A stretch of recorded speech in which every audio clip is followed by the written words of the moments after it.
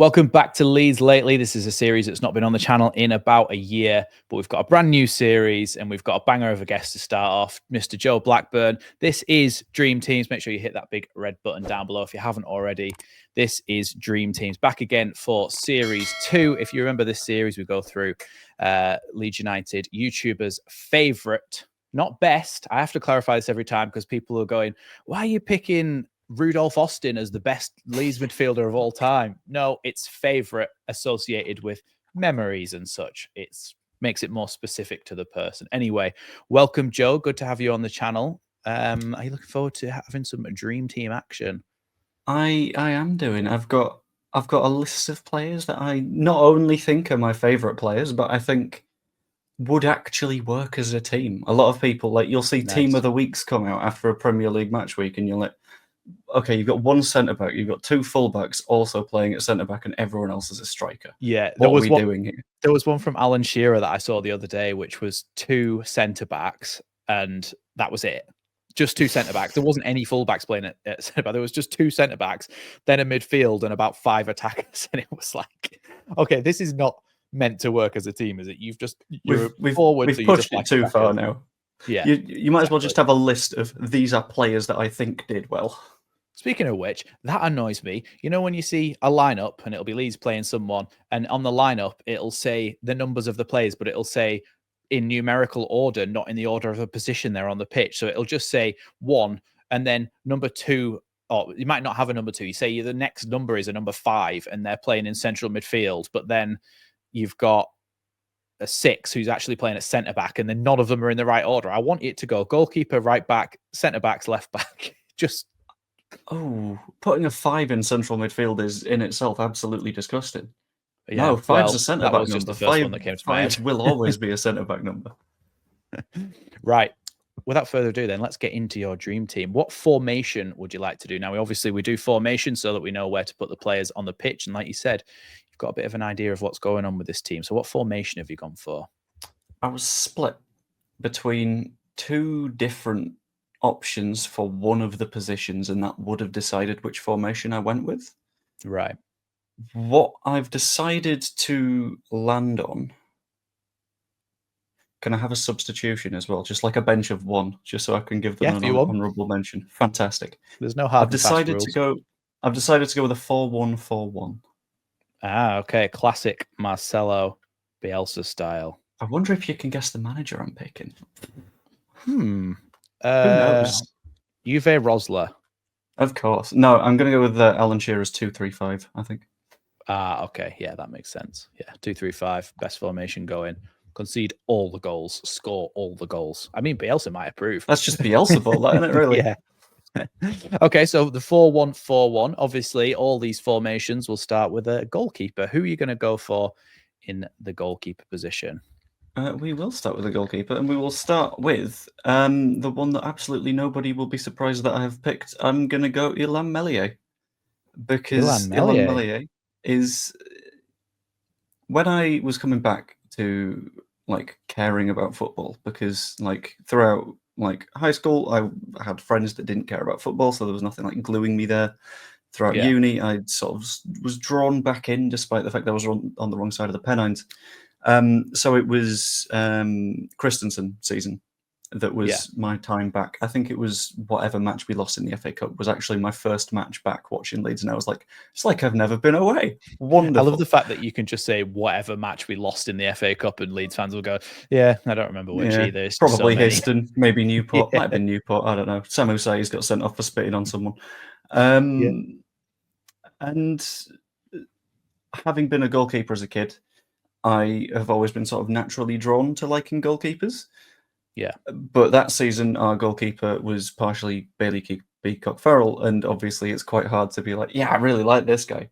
Who was then replaced by Kiko Casilla, who is a racist boy, which leaves us with Illan Meslier, because he came in, was immediately not only a sort of solid goalkeeper in his first championship season, first Premiership season, but was also an exciting goalkeeper who was someone that he'd let in the odd howler, because of course he does, he still does now, but he'd also make a few worldies every couple of games.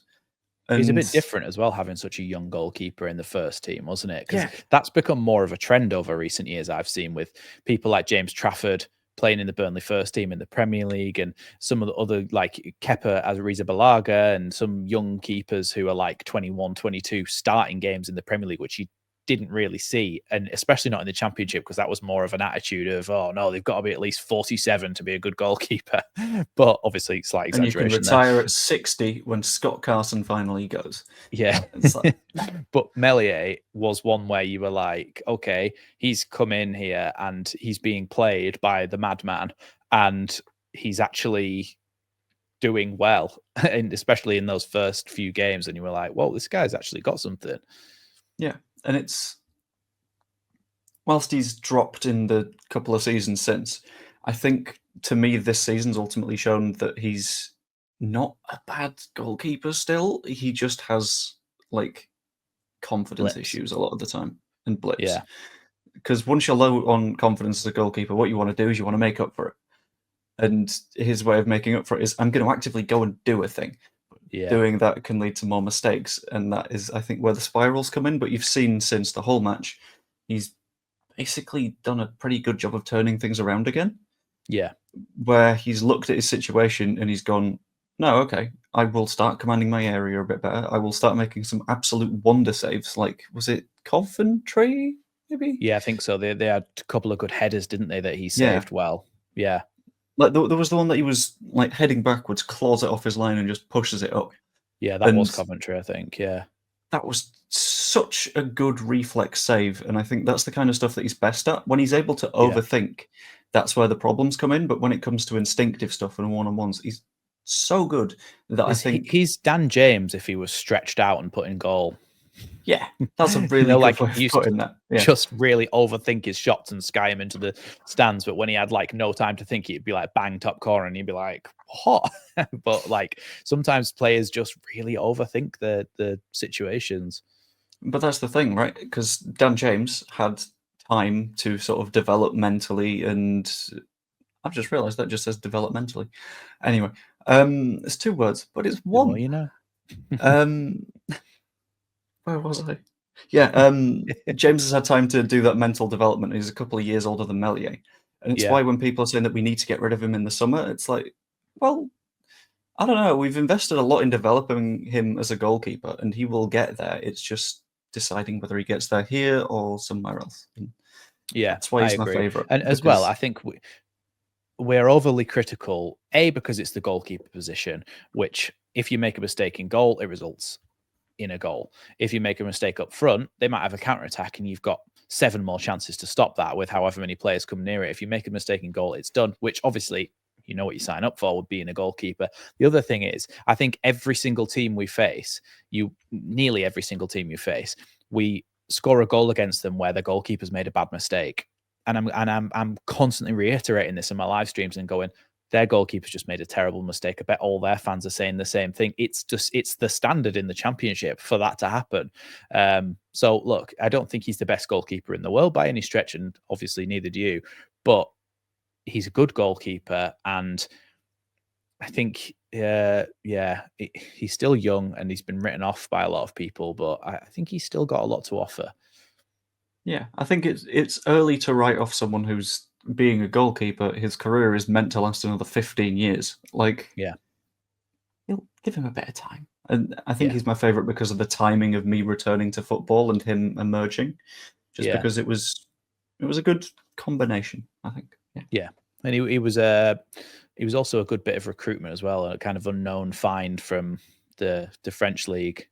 FC Lorient, wasn't he in the 2nd division as well at the time? Maybe Lorient, I'm not sure, but I think so. Yeah, either that one. He wasn't the first team keeper, obviously, so he was a relatively unknown. He came in and did this job for us, and we were like, oh, we can get him on a permanent for a couple of million. So I was like, yeah, I get what you mean. There was like a hype built around that. Okay, then Meslier goes in goal. How about your right back position? This one was a tricky one because there's some positions that I've picked based on like the vibe that I like a right back to play.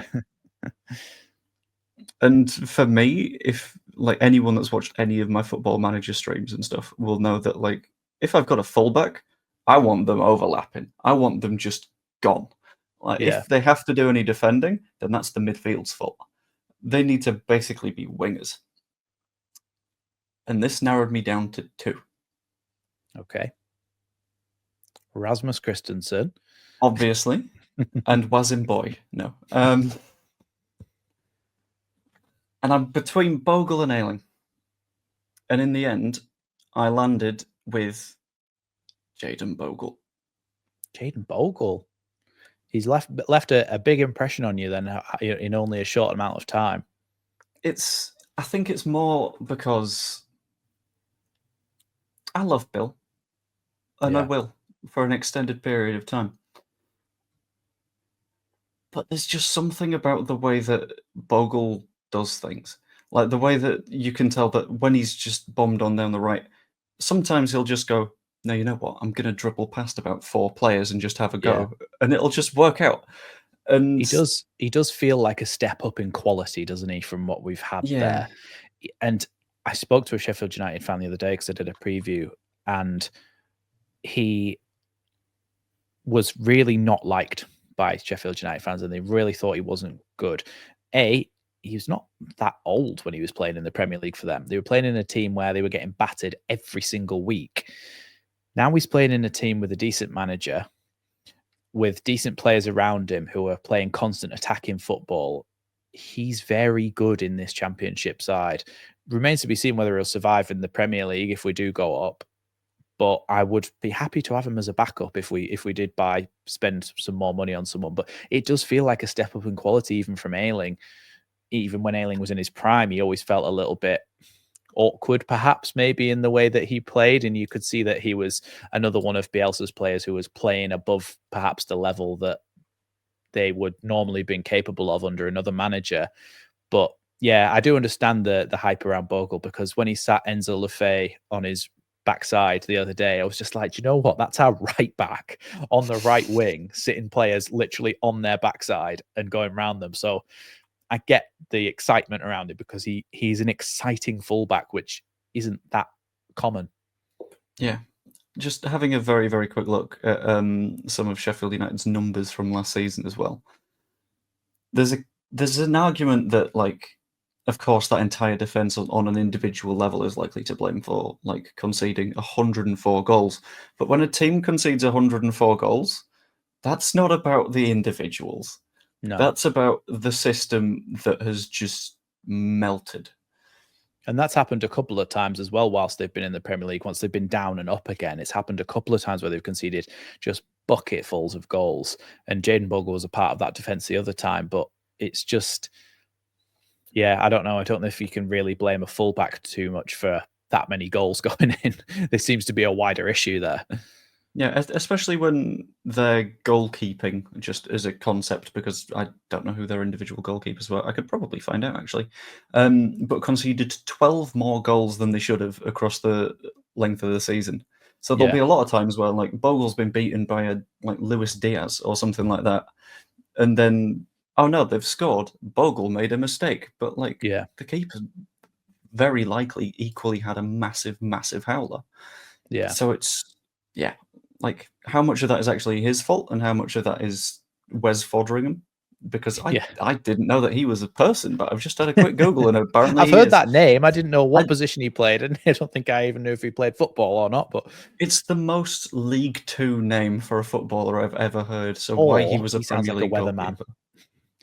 And now we pass over to Wes Fotheringham with the weather for the Northwest. He's the Weatherman. The Weatherman. There we go. That's going to be such a niche joke if we ever see him again. It is. It is. No one's ever seen Wes Foderingham again. Let's be honest with each other. That's nah. Not after conceding 112 goals or whatever it was. I think he is currently. You know how Premier League clubs have 3 goalkeepers, and the third one is just an old English man who is there to fill in the homegrown quota. He's currently at West Ham, and I feel like he wasn't signed for his abilities. It was a little bit like when we signed Alex Cairns.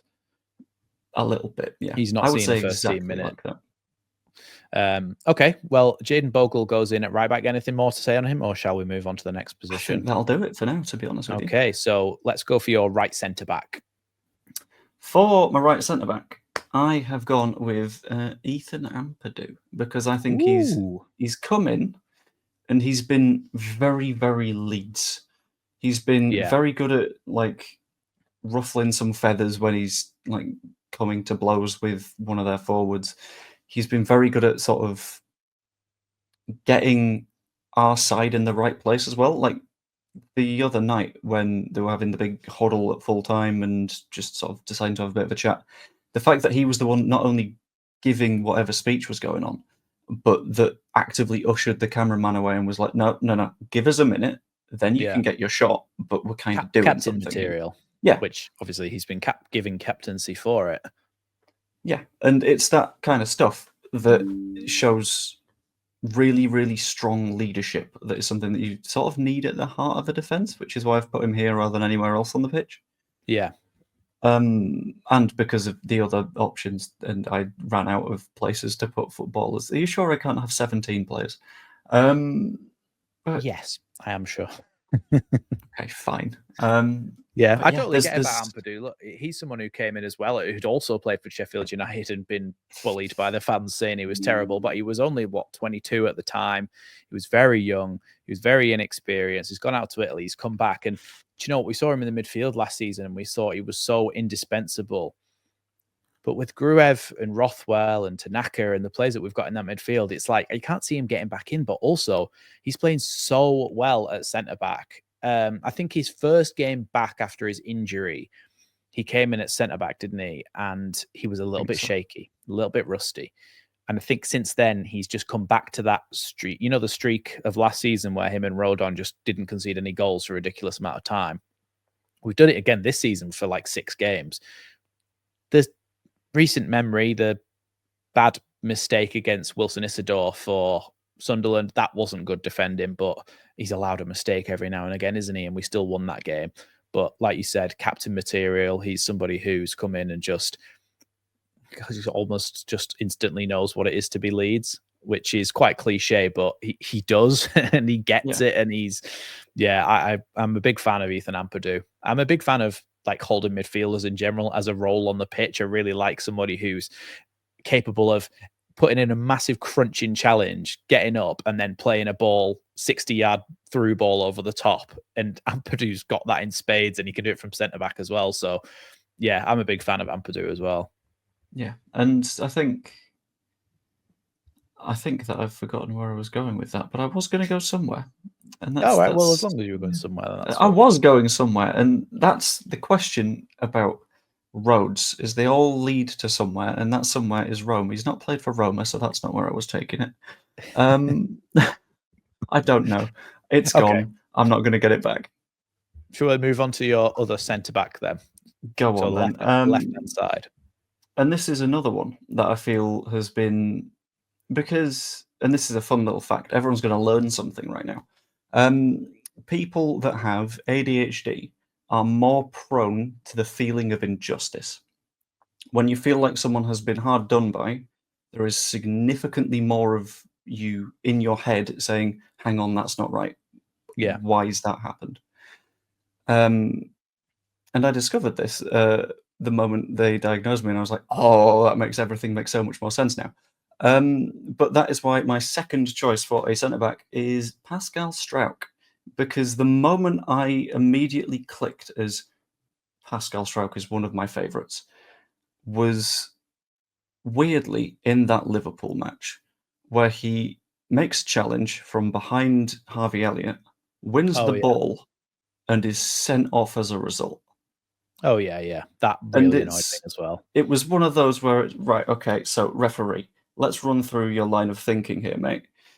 You've not given a foul, you've waved play on, and things have continued to happen.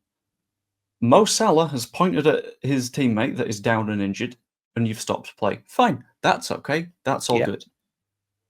I'm with you to this point, yeah. And you haven't, at this point, you don't even think it's a foul. Jurgen Klopp was on the pitch screaming at you, waving his hand about. And at that point, not only do you believe, actually, yeah, that's a foul now, but that's a sending off. Oh, Klopp tax. Oh, Klopp He's tax. the 5th official. Absolutely. And it's like that. If you wanted, I don't know if it was even present in the season, you could have just looked at VAR.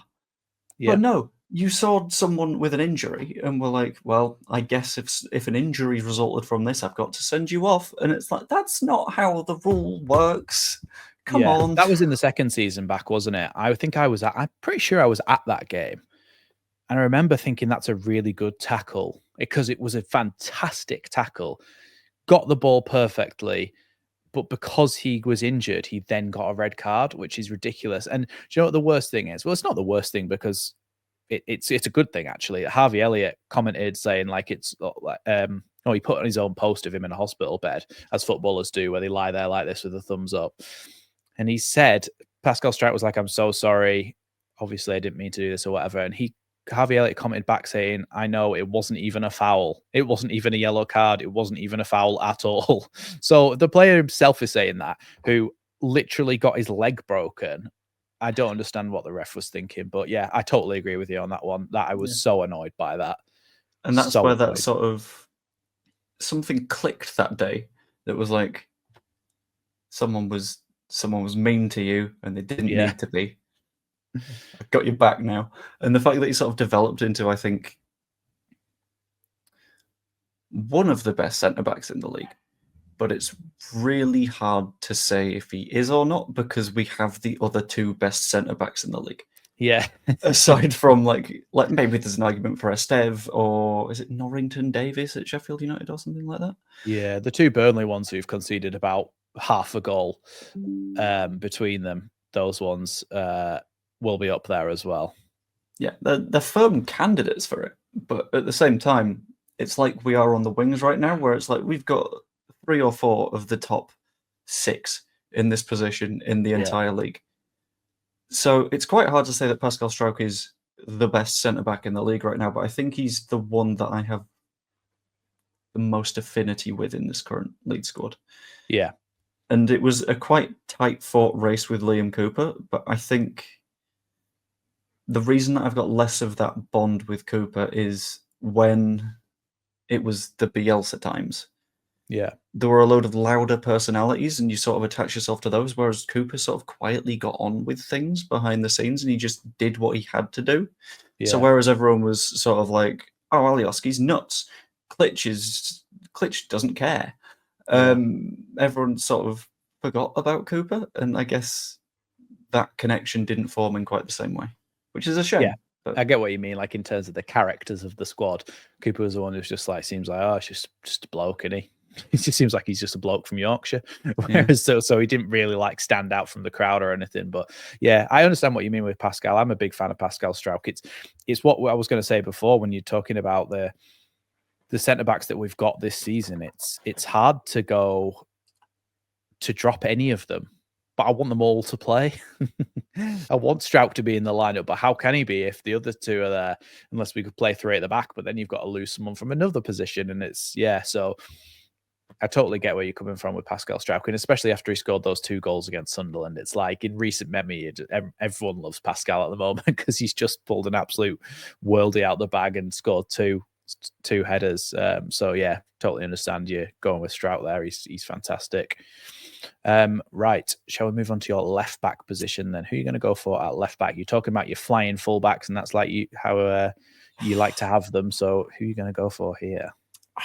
You already know, don't you? Come on. Is it Junior? It might be Junior. Junior. It has to be Junior. Because you've got the fact that I like a flying fullback. I like someone that does the overlapping stuff. We've got the fact that I like people that I feel have been unjustly done in. And I like a redemption arc. Yeah. And he's all 3 of these things packaged into one footballer. And not only that, but you've boxes. Absolutely. And not only that, but you've put a nice song on top. And it's perfect. No notes. Junior Firpo, the finest left back to have ever lived. Who's Roberto Carlos? I don't know. I don't care because Julia's here now. Well, someone, who was it? Someone a couple of years ago started calling him Furperto Carlos or something like that, didn't they? I'm sure there's an edit of him with the Ronaldo haircut as well. You know, the 2002 World Cup one where it's just that little bit of hair on his head. The triangle, yeah. Yeah, I see what you mean with Firpo, because I think a lot of people wrote him off, and he wasn't great in the Premier League. But I don't think that, like, I'm going to maybe put some slight criticism on Bielsa here, so please don't come for me in the comments. But that season where we were just getting torn to shreds by everyone, Firpo was, I'm not sure it was entirely his fault what was happening to him, because he was being asked to man mark and track people way out, and then there would be a massive hole behind him. And also it's Mohamed Salah running at him, one of the greatest forwards in the Premier League ever. So I think it was a baptism of fire. It was completely wrong what happened, like the way it all went down. Whereas the Championship, I feel like he's got a lot of credit in the bank now and in building up. He hasn't got a contract, has he, at the end of this season? So I wonder what will happen with that. But I think he's been amazing for us this season. The statistics that he's putting up, I think he's in the top 3 or 4% for chance creation and assists and things like that. He's ridiculous. He's just an incredibly good player. And the issue that I think he had when he first came in was, I've just had a look through his matches now. His first match was against Man United, where we lost 5-1. Yeah. No one will have come out of that looking especially good. He came off after apart from Ayling, 45 minutes. That screamer. Apart from Ayling, obviously. Then you've also got little runs of the... let's just quickly get my thinking in the right shape. Yeah. So losing 7-0 to City, again, no one is going to look good coming out of that, but at the same time... I was at both of these games, by the way. Away at Old Trafford and away at the Etihad for both of those games. But that's the thing, because people pay so much attention to individual stuff at that point that, looking back, as much as we loved Marcelo Bielsa and still do love Marcelo Bielsa, to clarify before the comments come at me, you got to look back and say Junior Firpo was a player that was struggling with a lot of injuries that season. Yeah. And you're still going to make him play 1-to-1 against Mo Salah, against... like, whoever, it was Man United Raheem Sterling when he was at his best, against everyone. And it just feels like a pile of bad ideas all stacked on top of one another. And yeah. Because I think he had a... I think what's worked for him as well is the system. He's a system player. He works really well when he's got the right system. And I think at Real Betis, I think they played 3 at the back with wing backs. So he was essentially allowed to just be a winger.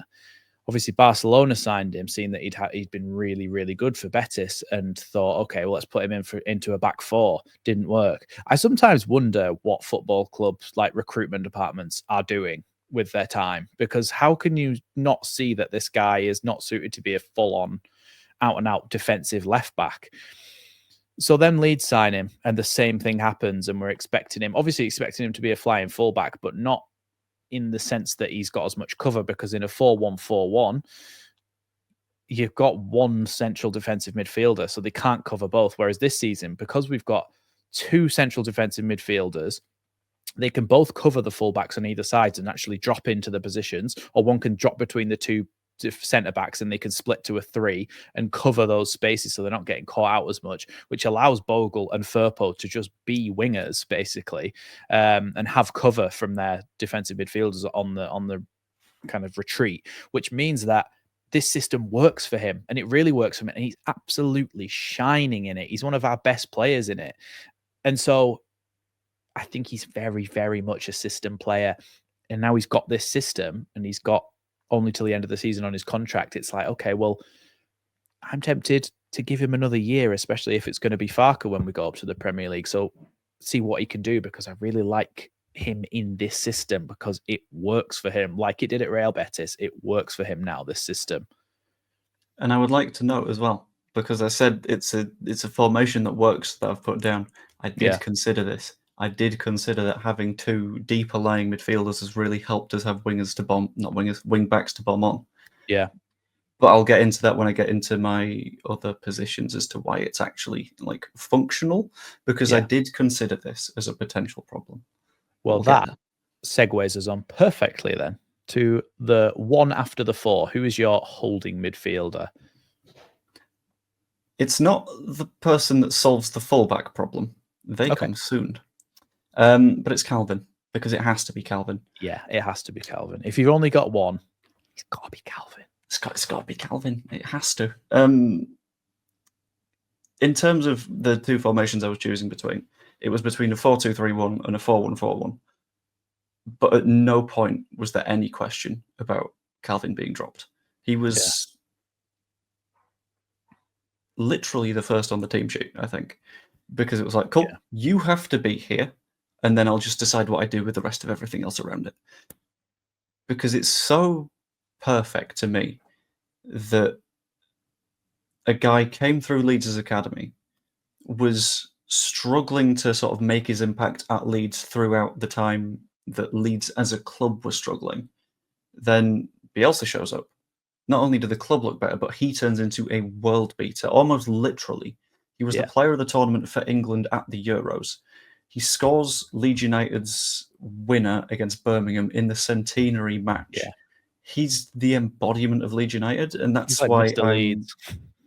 He is, and that's why I'm really, really, really mad at Pep Guardiola. Yeah, because Pep Guardiola has managed to take one of the best defensive midfielders in the world, and he's gone, no, you will just play second fiddle to Rodri and not get any minutes. Player. Exactly. It's everything wrong with the Premier League. It is. And then, you know what else I'm going to do, Calvin? I'm going to be really, really grumpy when it turns out that you're not match sharp in the event that Rodri needs to take a week off. And it's like, gee, I wonder why that happened. It's because he's not. But thankfully, he's facing the consequences of his ongoing problems because Rodri got injured, because he was inevitably going to get injured. Yeah. And it turns out that when you build your entire system on a single footballer, things get a bit broken when he's not there.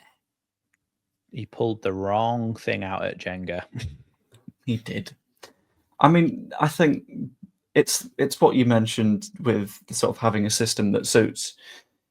And if you've got a system that is sat on a single Jenga block, and that Jenga block is playing 90 matches a year, maybe the system doesn't work as well as you think it does.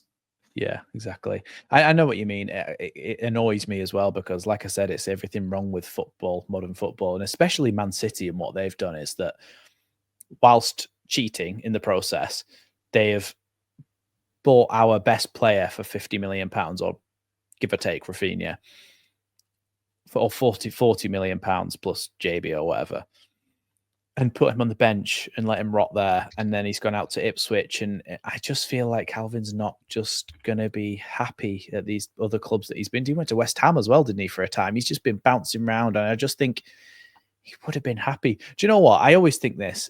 If I was a footballer, you're earning so much money that you could just stay at your club. Obviously, the club can say, right, well, we want to take the money for you.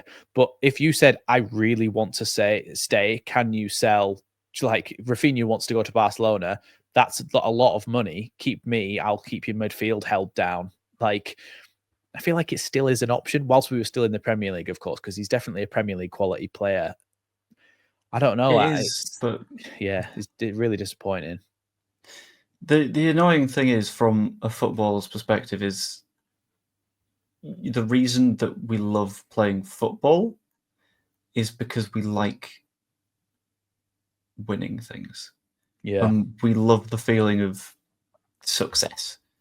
And I think the issue there is, I think in his first season, he won the treble or something like that, despite not playing much football. But then again, he's still been a part of a unit that's won a treble. And how many people are going to get the opportunity to say that they were a part of that? Yeah.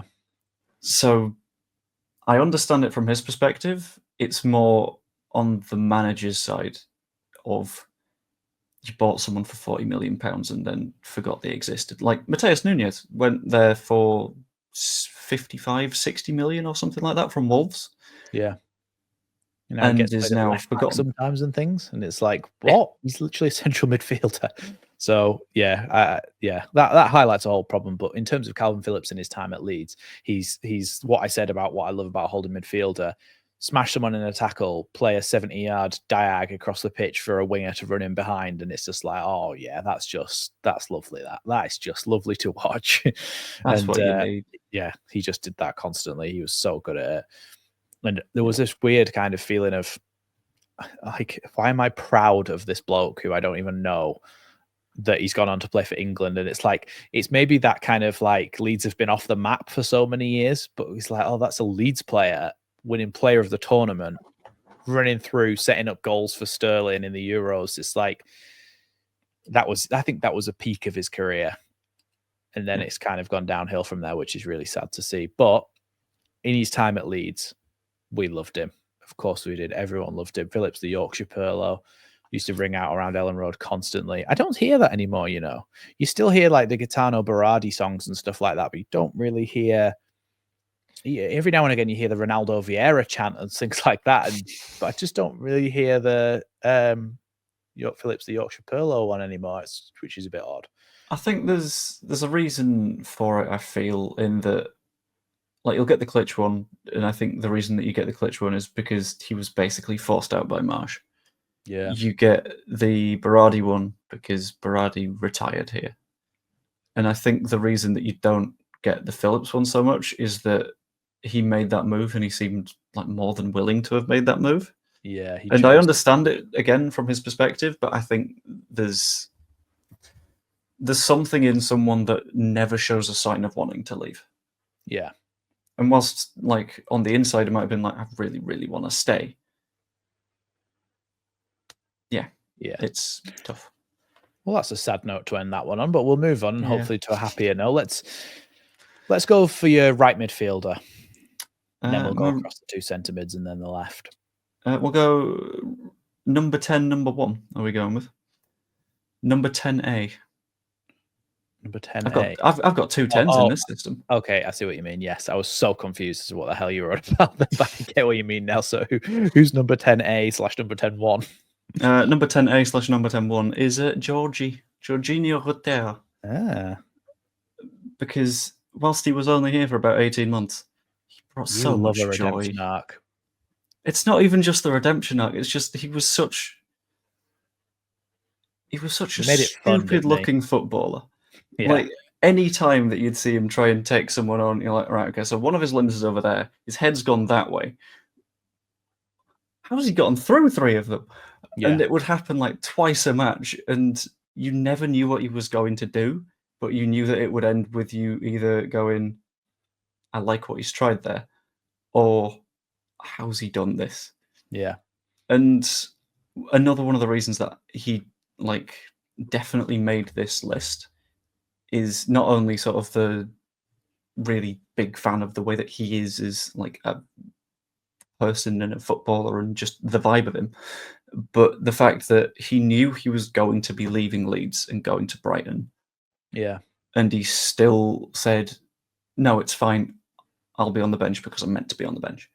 Yeah. And it was the idea that he wasn't going to turn down his duty as a Leeds player until he wasn't a Leeds player anymore. And that's something that I found really, really admirable, because a lot of the time you'll see players like downing tools. Like, there's a reason that Willie Gnonto's not on this list. Yeah. And it's because, like, quite like him now, but it's going to be really hard to make the list of favourites because you spent a time literally going on strike. Yeah.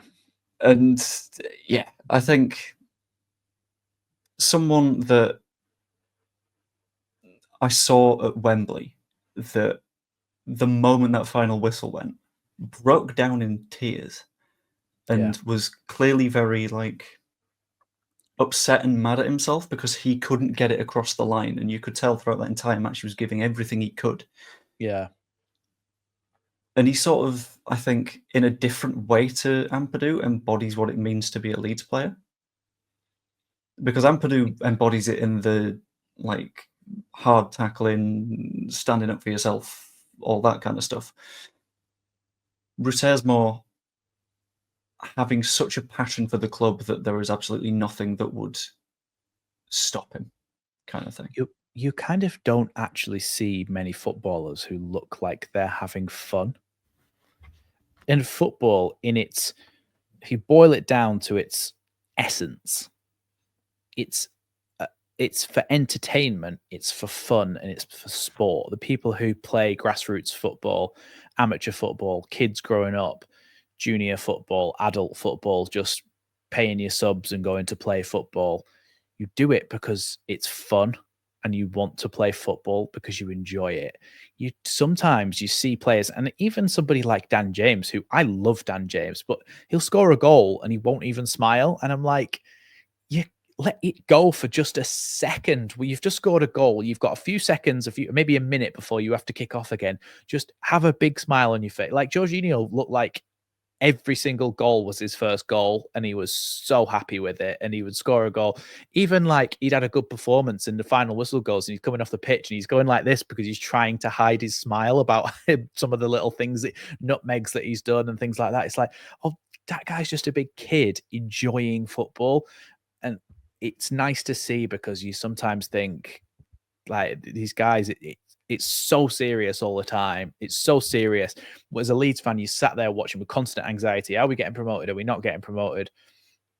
When you see somebody just having a laugh and smiling, you're like, oh yeah, it is just football, isn't it? It's just a game of football. And it's a thing that we're here to enjoy, that we should keep enjoying rather than like building up this stress and strain. It's why, like, going into the playoffs last season, the approach that I took, and on the day itself, it was a nice day. I stand by. I had a nice day in London.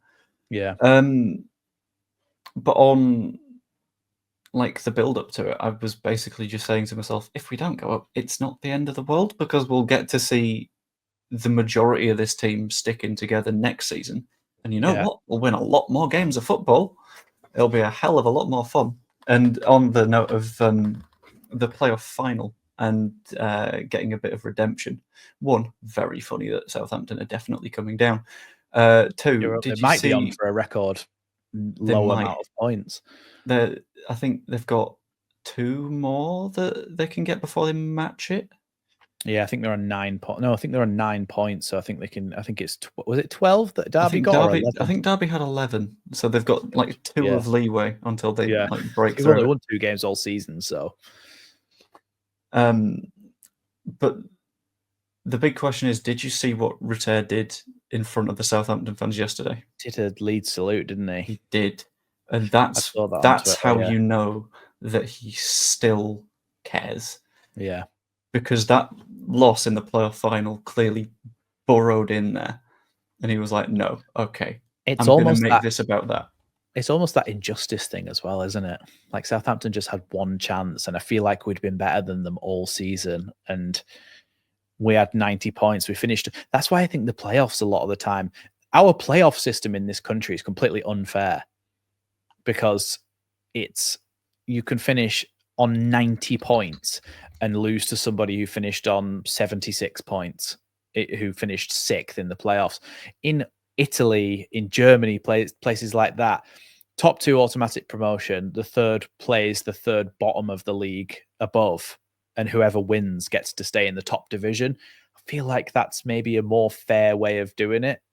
I think that's more fun as well, because then you don't end up having to play Southampton for a 3rd time in a season. Yeah. Like if you were 4th or 5th with cups and things, it's like you just play the same team over and over again. Like, who's the 3 that came down last season? I think Sheffield United were bottom. Then was it Burnley or Luton? Not 100%. Because last season I would have fancied us against whoever came 18th, without a doubt. If we're approaching that, would say, okay, well, they've got a Premier League squad, but when you actually look at the game, it's like, okay, well, they're on the back of a horrible season, losing everything. Leeds are on the back of winning nearly every game, and that kind of confidence can make a big difference as well. But anyway, we're getting into the fabric of the way our league system works. But Jorginho Rutter was very much a part of the fabric of Elland Road when he was there.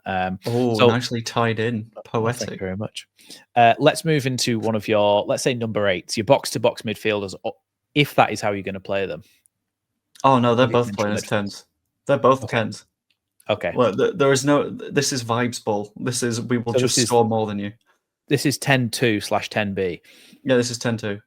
This is player number 102.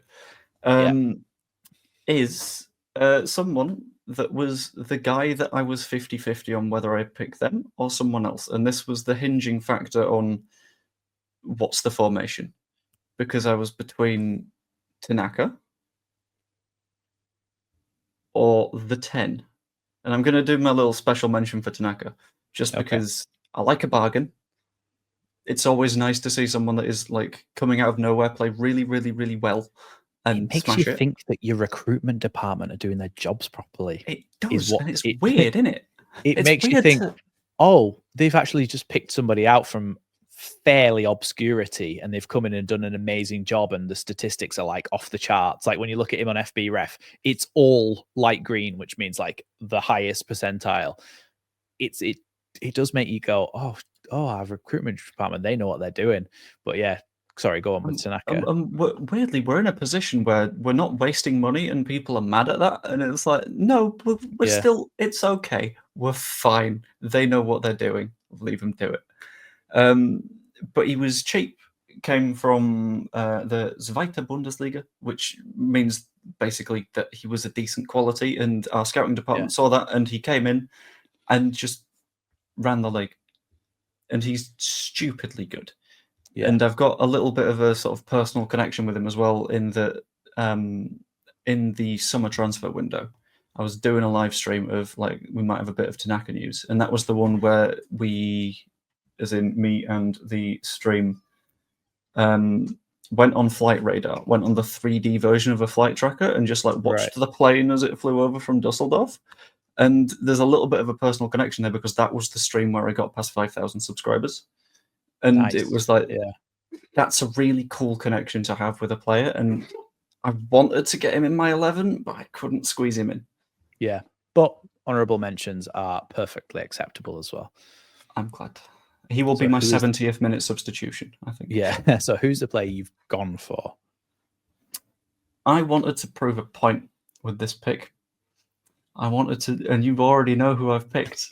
I wanted to prove the point that the word overrated does not mean that I do not like them. It does not mean that they are bad. And that is why I've gone with...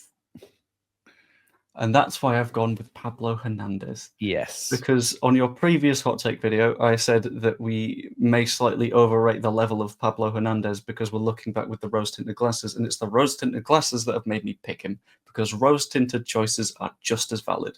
Because that Swansea moment was magic. There were so many times where he would just pull something out of nowhere and all of a sudden, oh, we've just won this game of football. Okay, I guess you're a wizard. Yeah. And whilst, sure, maybe he wasn't like of the technical standard of the other players we had when we got into the Premier League, which is why he wasn't picked as often. I think he was to the technical standard. I think his age was in terms of fitness and stuff like that. He was like coming like this, wasn't he? And he kind of like, this is the Premier League. He's like on his drop off as we're rising, which it's just about bad timing, isn't it? Which is a shame, because I think technically, obviously, because he'd done it in the Premier League before with Swansea, hadn't he? Technically, he was there. It's just he couldn't run. He couldn't move anywhere anymore. And it was like, oh, you can see that he's just not able to do it, which is quite sad to see. But he was great for us. He was so good. Yeah, he was honestly a fantastic player. And he's someone that it would have felt wrong to not include him. Yeah. Because of all of those really, really good moments that we had.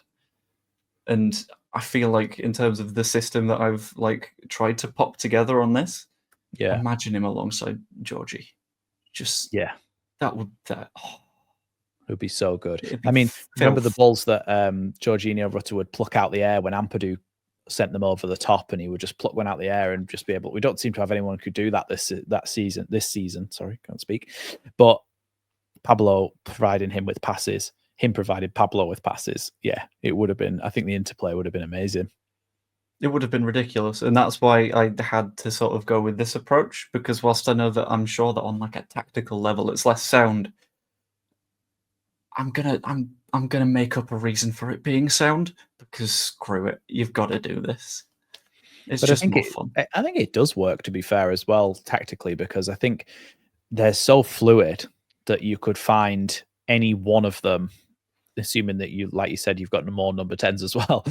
You could find any one of them in any of those positions at any time, and their ability to swap between them and play just as well in each other's positions would be really hard to play against. Oh, I'm just saying how it's completely defensively scuffed. Like, if we're considering that you've got the wing backs bombing on, we've gone full Shearer. I mean, for the Championship though, it works. Yeah, maybe not the Premier League, but the Championship, I feel like it's, if you're that dominant. Nothing wrong with a 2-1-7, you know. Yeah. But yeah, Pablo was great, and like you say, maybe we do say that he was the best player of all time, and we over exaggerate him a little bit. But like, it was just that portion of that season. You've never seen anything like it in the Championship. He just dragged us over the line in so many games, and you were just like, "What? How? Like, why do you just keep pulling this out of the bag?" Unbelievable. And that Swansea goal, like you said, it was the only place that he could have put the ball that would have gone in. It was so pinpoint, like properly in the bottom corner as far as you could get it. Like, it was perfect, and only Pablo could have pulled that out in that moment. Yeah, it was ridiculous. I've not got the words for him, I'll be honest. Yeah. I can't do it justice, but I hope this makes up for my previous. Yeah, because you did get some heat from that. It was a hot take, and you got quite a bit. Yeah. Yeah. So, who is your other number 10? Wait, other number 10? Well, I'm going to 4-1-4-1. Yeah. I got my back four. I got my Calvin. Yeah. Return and Hernandez. I got my wings to do, and then. Also, sorry. So Georgie and Pablo are in the middle. Yeah, they're my inside boys. Yeah, sorry. I thought you were going from right to left. Oh, so no. Who's your right midfielder then? I thought Georgie was out on the right hand side this whole time. Oh no, he's popping inside. That's all good. Okay. So out on the right flank is the only option that you can realistically put on the right flank. I think for the past few years, it's got to be Raphinha, hasn't it? Yeah, it does. There's no world in which you look at what's happened over the past few seasons and look at the fact that a formerly Leeds player, but he still feels like he is a genuinely good shout for the Ballon d'Or. Yeah, and he's a proper superstar. It's ridiculous. Like, the fact that I've seen him on a football pitch feels stupid. Like, why? And it just all adds up to this place of, I think, in terms of on-pitch stuff, at the very least, this century, I want to make the argument that he's maybe the best player Leeds have had in terms of their pure footballing ceiling. See, I think at the age that me and you are, we don't remember that much of the early 2000s and the late 90s and things like. Well, definitely not the late 90s, but the early 2000s. Yeah. But at the same time, there are some players where there would be an argument for them. Like, obviously, there's a lot of hate towards Harry Kewell, and fairly so. But I think in terms of pure quality, people would compare those two in terms of how good they are. Alan Smith, obviously, who also betrayed us. So not great for that. But in terms of what I've seen and what you've seen, our generation have actually been able to see from Leeds. We've seen some dross. But when you see Raphinha, a proper Brazilian with flair, playing for us in the Premier League, scoring goals and dragging us to safety that season, you're like, oh my God, this feels like we're actually a proper Premier League team. This is amazing. But that's the thing, though, right? Because I know that we don't have that comparison because we're not of that age group. But I don't think that any of that lot could have been in the position where they've got, just a quick look, 38 goals and assists in 36 starts this season. No, perhaps not. 37 matches in total. And it's wild. You can tell that everything's going his way as well, because that goal he scored, and I can't remember who it was against. It might have been in the Champions League. The goalkeeper cleared it. And it, like, you saw there was a famous one, wasn't there, that Loris Karius for Liverpool in the Champions League final against Benzema, and he threw it straight at Benzema, and Benzema put it in. And we've seen that before. That makes sense. But the one from Raphinha was ridiculous because he kicked it or he kicked it or threw it outside of his box. But Raphinha was like 30 yards from goal, and he just headed it, and it looped over the keeper and went in. It's like, that's the thing. I you don't even know if he everything's headed going it his on way. purpose. I think the keeper just kicked it really hard. It hit him in the head, and it's just like, oh, okay, I guess that's gone in. He wakes up a week later and he's like, "Oh, I scored then, did I?" Like, oh, what? That's nice. Okay. Yeah, but I totally get that. It's that having that Brazilian flair in a Leeds team, and it's like, hold on a second, this is Leeds United I'm watching, isn't it? Not Real Madrid. And it's just, it was unbelievable to have somebody like that, and to see what he's gone on to do as well is ridiculous. Is there an argument that he doesn't have the career that he's had or having if he didn't come to Leeds? Because he was really out of favour at Sporting Lisbon, wasn't he? Or no, sorry. Yeah, because he went from Sporting Lisbon to Rennes. And then Rennes, he came to Leeds. Yeah, they were very upset because they sold him for about a very similar amount of money that they bought him for. They sold him for a €2 million loss, if I remember right. Yeah, which is wild. But I think his move to Leeds, and especially his sort of work with Bielsa, sort of, I think, changed him. And I know that that's such a weirdly philosophical thing to say, but I feel like his time at Sporting, he wasn't really setting the world on fire, and there were conversations around, well, does he have the right sort of personality for this? The same happened at Rennes, and everyone was like, well, his agent's just trying to force him to move, so is it even worth it? And then he came to Leeds, and then I think his time under Bielsa sort of taught him that, no, football's a thing that I should care about. Because with Bielsa's whole thing about football as a fundamental part of a community is what I think has pushed him further, because he's got that ridiculous work rate now. You can see how passionate he was getting at Leeds as well over it. He would be nearly having fights with people and nearly getting himself sent off because he was so passionate about it and so into it. And then it was always, see, that's the thing as well. It's different as well with Raphinha to Calvin Phillips, because Raphinha is someone we signed, had a couple of years here, and then went, and he's a Brazilian footballer who would have had no previous affinity or association with Leeds United. So therefore, it's going to be your dream to, if you're a Brazilian footballer, it's going to be your dream to follow somebody like in the footsteps of Ronaldinho and go and play for Barcelona, who was his idol, wasn't it?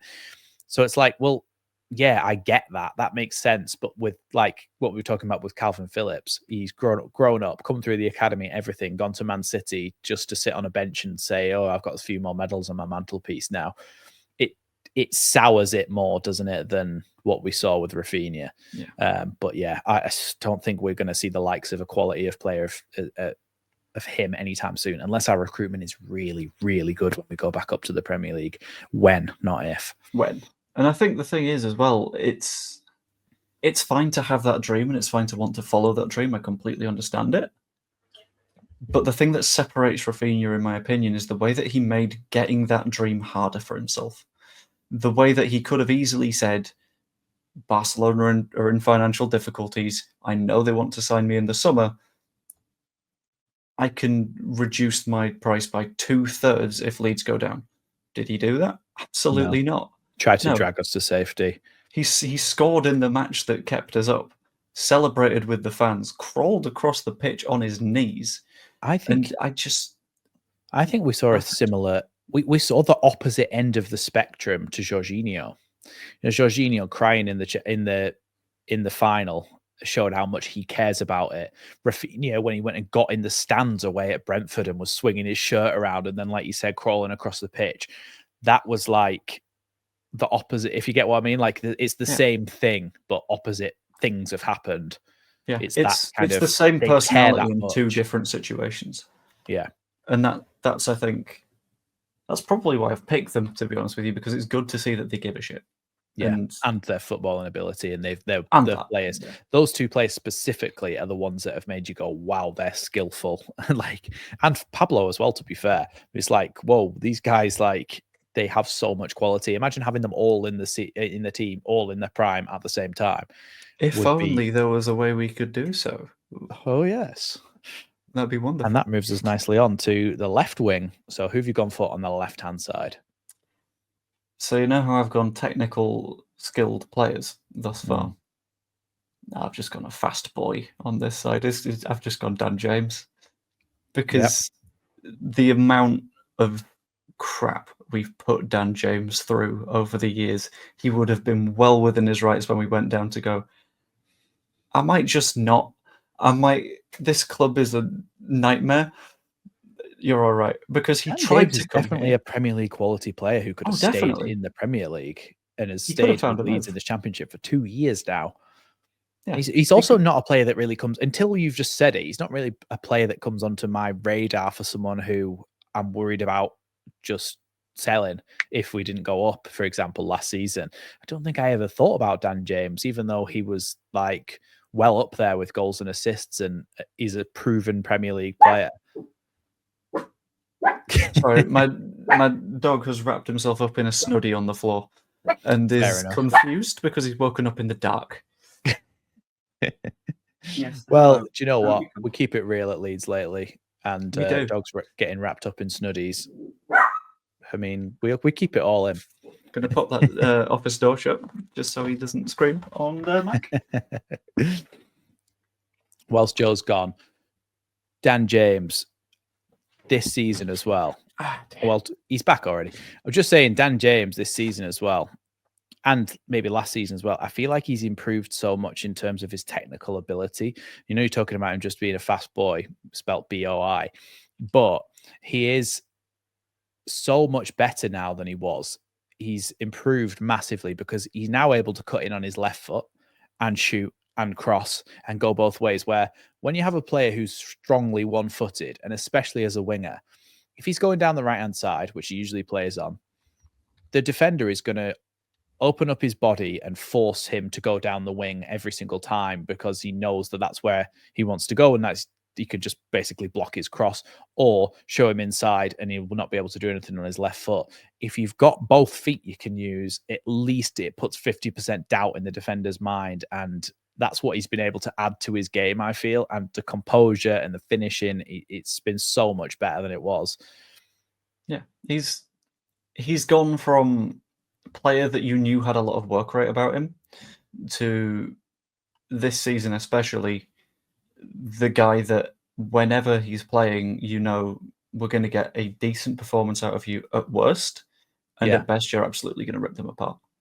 Yeah. And that's such a sort of like fundamental part of the way things work. And on the work rate thing, this is why I sort of said that, like, in terms of the defending stuff, this team isn't completely broken, because he's more than happy to run back and do the defensive side of stuff. Because we've seen that he's occasionally played at wing back. So was Raphinha. That's why I've sort of cheesed it a little bit. But it's they cover. They cover, don't they? Absolutely. Dan James is someone that is happy to do any job on a football pitch. Yeah. Because he also spent a while playing at number 9, and you know what? Whilst he wasn't great at finishing, the way that he pressed a keeper was terrifying. And he actually pressed him to the point of hitting them at times. Yeah, but you knew that once he did that, any goalkeeper that has the ball from that point onwards is going to be a little bit like, I don't know if I want to this guy's crazy, I better kick it. Yeah, let's just bang it long so I don't get flattened again.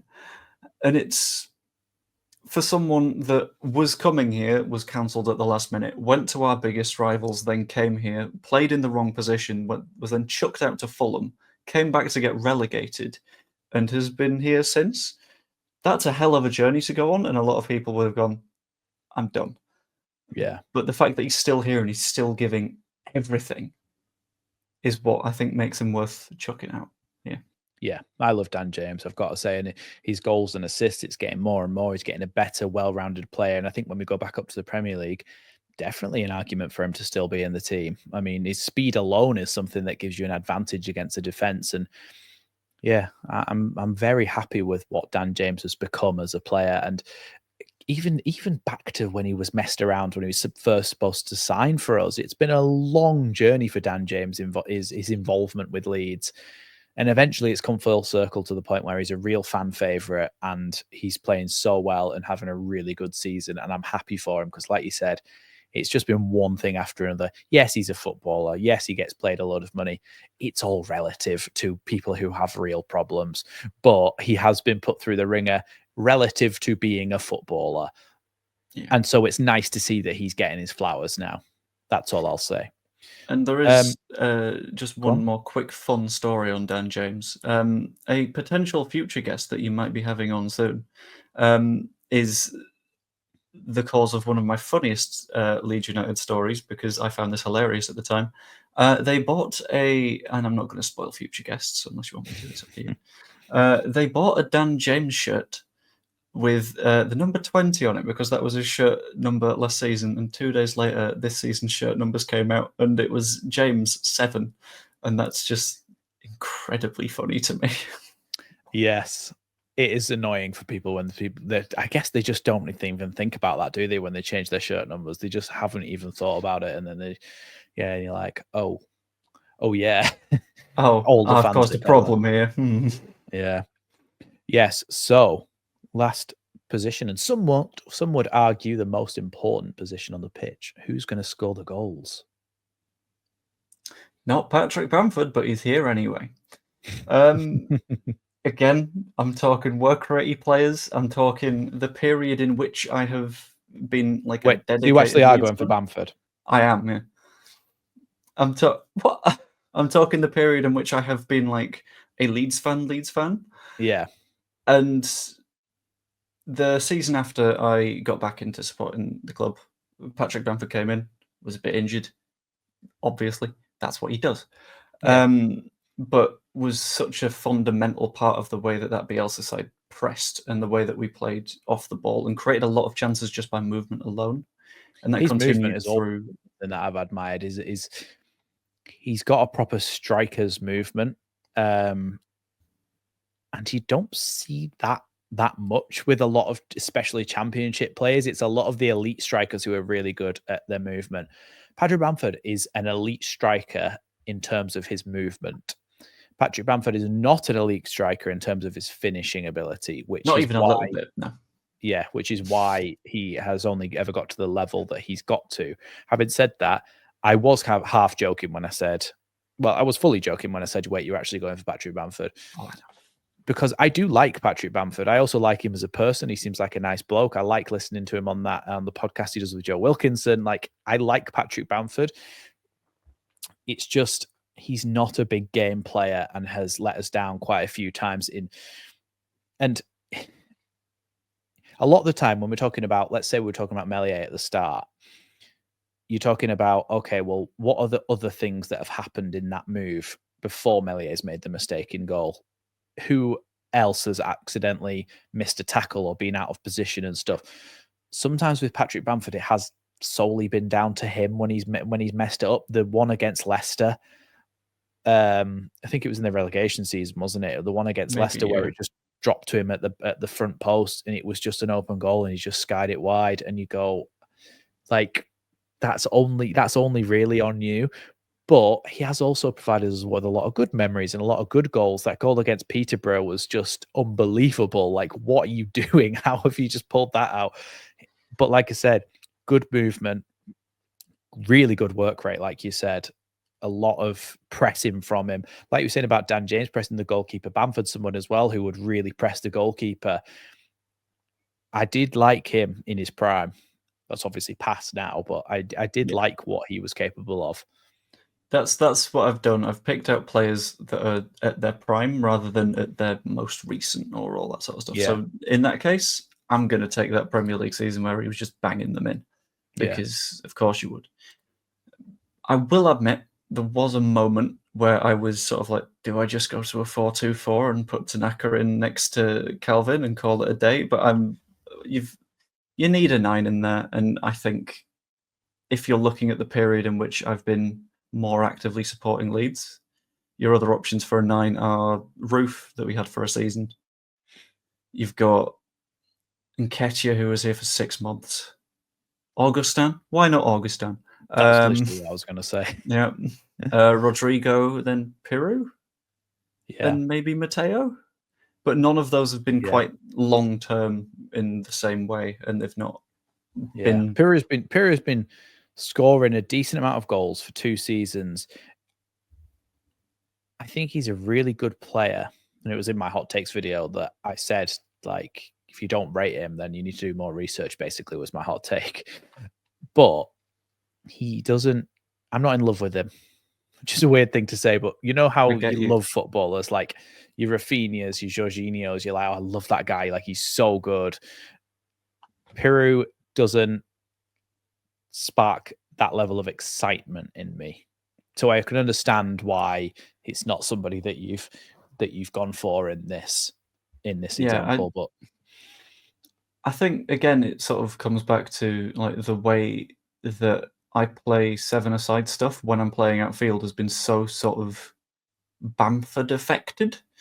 Not in the way of like I miss every chance because I do that anyway. And you're injured all the time. And I'm injured all the time. But at least I play through mine. But it's more of I really like that sort of high pressing, high energy stuff.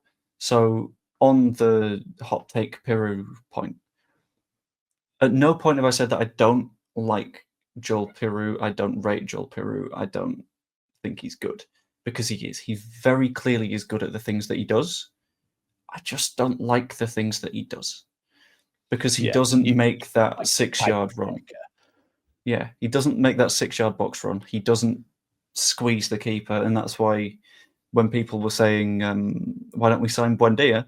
Let's not do that, because he's not going to press the keeper either. And then you've got two forwards that don't press the goalkeeper, and you need to. That's an annoying tactical conversation. But I think it's a mix of style and history of time at the club, and like that hat trick against Aston Villa was ridiculous. Yeah, it was incredible, and how the goal as well. The one that I thought was like, how's that gone in? Was the goal against Leicester when Kasper Schmeichel was in net, and it was kind of rolled into him on the left-hand side of the box, and he curled it, but it was like an outswinger that went in the top right corner, and it was like a really weird goal, and it stuck with me because it was like, it came to me, just bang, first time, curled it over the top of the goalkeeper into the top corner. I was like, whoa, okay. Who are you, and what have you done with Patrick Bamford? It's another one with the Meslier-esque stuff, where if he's doing stuff on instinct, fantastic. It's going to go right almost every time. But if he's doing stuff with too much time to think, that's where you get the problems. Okay, so Patrick Bamford is going to be your striker then, and who are you going to go for the manager? I think it's got to be who we're all thinking it is, doesn't it? Uwe Rosler. Sam Allardyce? Hecky? Maybe. I think we meet in the middle and go with Bielsa. Agree? Yeah. Okay, probably. Cool. There we go then. Yeah, he's like the guy that brought excitement back to football. And actually, to be honest, we should all dislike him, because he's ruined football for us. Because now anything that's less exciting than what he's done is now deemed by most Leeds United fans as extremely boring. We're playing boring football. We're doing boring things. And it's like, yeah, but if you've not seen Bielsa and you'd seen Farke make us create this many chances and score this many goals, you'd be going, oh my God, this is the most exciting football we've played in years. So Bielsa's kind of like ruined it for us by being so end-to-end, so exciting and so attacking, that it's like, oh yeah, we're kind of we've been spoiled now. So when we see what we're seeing now, well, it's boring, but it's not. You want to know the weird fact? We score more per game now than we did under Bielsa. More, well, yeah. It was just the sheer excitement of that form of football that was so constant and end-to-end, and you didn't really care if you won or you lost. It was sort of, we've had a good time anyway. Whereas, and it feels so different to it feels so different to the high stakes nature of now. I think it's because we hadn't been up for so long. And that was like, oh, aren't we?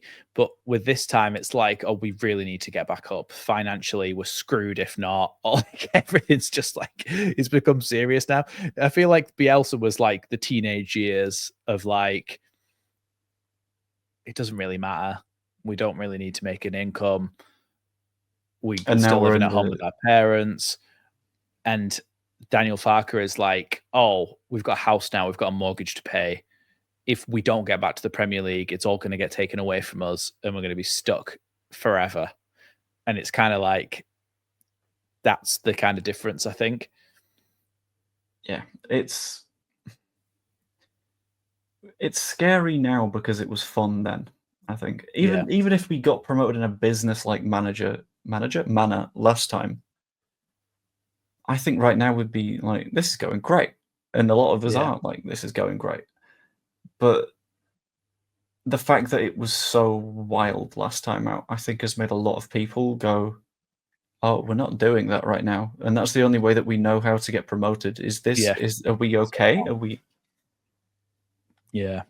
But we're It just makes a big efficient. difference, the actual style of football you play and the kind of situation surrounding it off the pitch, which when you're watching a game of football, it shouldn't, but it subconsciously kind of leaks into your mind of like, we need to get promoted this season.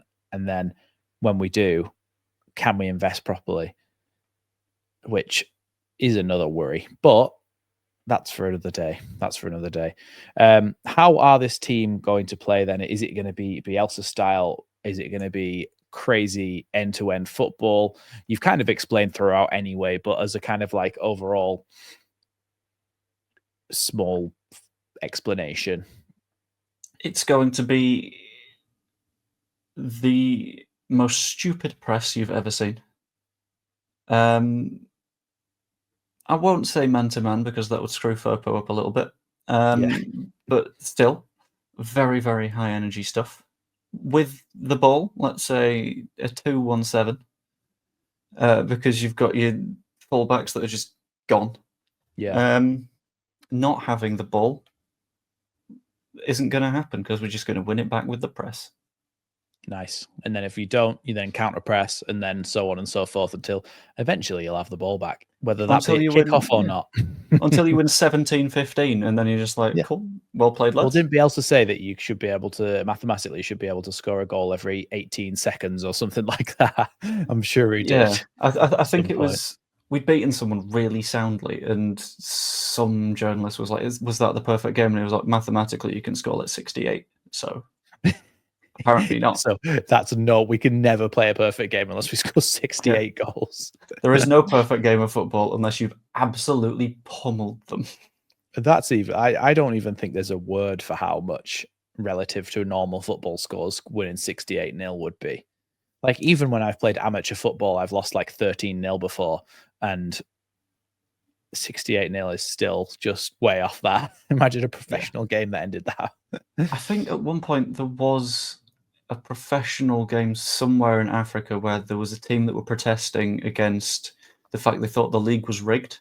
So anytime they got the ball from kickoff, they would just punt it back to their own net and put it in. Much like FIFA when you're in a rage. Oh, absolutely. But they're able to do it so efficiently, they got to 147-0. They lost. Deal. You've got to actually try to do that as well, haven't you? Like, actively be like, quick, get it better. Like, it's not like casually turning around, oh, I hate this, can't believe this league's rigged. It's like properly like, yes, go long. But think of the stoppage time. That's incredible. Yeah, half the game would be with the ball in the back of the net as well and getting it all reset for kickoff. Anyway, we are digressing. Thanks, Joe, so much for coming on the channel and choosing your Leeds United Dream Teams. Of course, the series is back, so make sure you hit that notification bell to make sure you don't miss an upload when we have more episodes of these. Joe being the first guest, make sure you go ahead and subscribe to Joe's channel. It's Joe Blackburn on YouTube and Twitter and wherever else. Just Google Joe Blackburn, you'll find him. Actually, don't, because there's a famous guy called Joe Blackburn. Joe Blackburn, YouTube, Leeds United. Google that search. That'll do it. There we go. Yeah. If you search Joe Blackburn in general, there was a documentary made about an overweight child in Bradford in the early 2000s, and he still beats me the majority of the time on Google. That's very, very irritating. Let's get that changed, everybody. If we search Joe Blackburn YouTube, Joe Blackburn Leeds United YouTube, or just search Joe Blackburn on...